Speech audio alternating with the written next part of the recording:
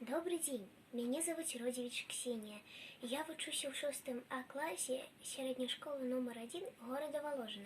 Я прачытаю верш Уладзіміра Дубоўкі «Родная мова, цудоўная мова». Родная мова, цудоўная мова, ты наших думак, уток і аснова. Матчын дарунак ад самай калыскі, ты самацветаў яскравая нізка. Кожны з іх барвы дзівосныя мае, вечным агнём зіхаціць не згарае. Ты мне заўсёды была дапамогай, дзе б і якой не хадзіў я дарогай. Чую ў табе перазвоны крыніцы, чую ў табе і раскат навальніцы, чую павевы зялёнага бору, водгулле працы ў родным прасторы.